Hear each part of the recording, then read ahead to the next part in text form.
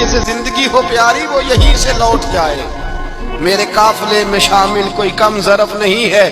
ایک صحابی حضرت سعید بن عامر ہیں، حضرت عمر فاروق رضی اللہ تعالیٰ عنہ نے حضرت سعید بن عامر رضی اللہ تعالیٰ عنہ کو گورنر بنانا چاہتا حمص کا، نے کہا میں نہیں بنتا، فرمایا مجھے تم لوگوں نے بنا دیا ہے، خود گورنریاں بھی قبول نہیں کرتے۔ چلے گئے حضرت سعید بن عامر، گورنر بن گئے، صوبے کے گورنر۔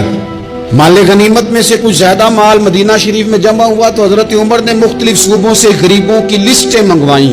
حضرت سعید بن عامر کے صوبے کے کچھ خاص لوگوں کو آپ نے لکھا کہ تمہارے صوبے میں جو غریب ہیں ان کی لسٹیں بھیج دو۔ تو جب لسٹ آئی تو اس میں پہلا نام حضرت سعید بن عامر کا بھی تھا۔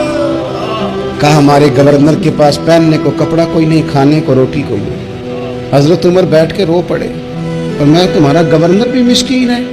اشرفیوں کی ایک تھیلی بھر کے حضرت عمر نے بھیجی۔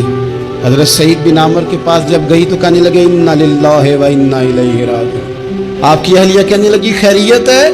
بدی مانس دیکھنا میرے پاس دنیا آ گئی ہے، میں نے تو جان چھڑائی تھی اس سے، یہ میرے پیچھے بھاگتی ہے۔ حضرت سعید بن عامر نے سارا مال وہیں اللہ کے حضور خیرات کر دیا۔ حضرت عمر ایک دفعہ دورے پہ آئے ان کے صوبے میں تو سب لوگوں کو جامع مسجد میں بلایا، حضرت سعید بن عامر کو بھی بلایا۔ ابن الجوزی لکھتے ہیں کہ حضرت عمر نے فرمایا لوگوں تمہیں اپنے گورنر سے کوئی شکایت تو نہیں؟ تو لوگوں نے کہا 4 شکایتیں۔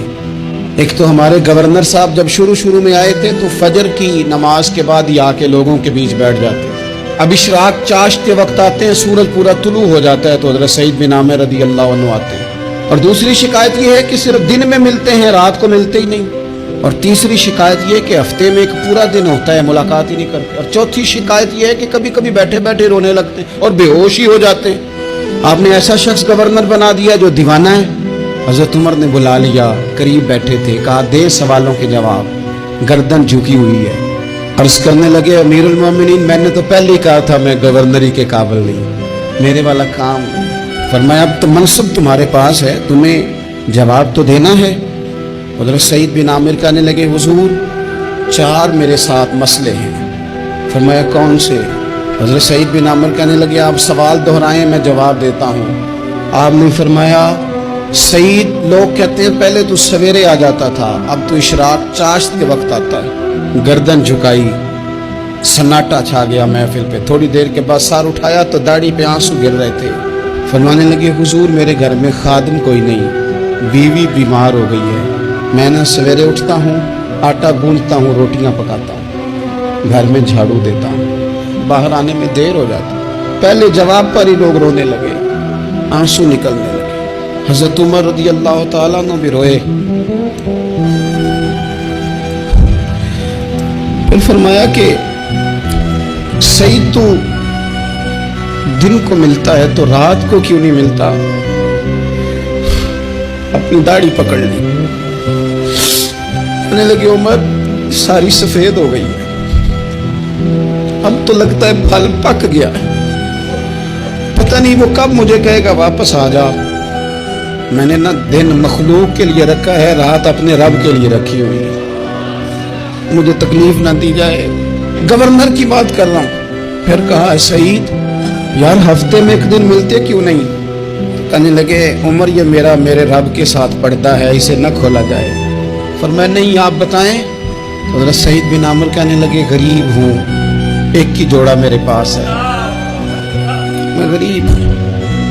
حضرت سعید بن عامر کہنے لگے ایک جوڑا ہے، ہفتے میں ایک دن دھو کے خشک ہونے کو ڈال لیتا ہوں، پھر بیوی کے کپڑے پہن کے بیٹھا رہتا ہوں، کس طرح گھر سے باہر نکلوں؟ میرا پردہ تھا، میں اپنی غریبیاں لوگوں کے سامنے نہیں رکھنا چاہتا، میں جانوں میرا رب جانے، میں راضی ہوں نا اس کی رضا پہ۔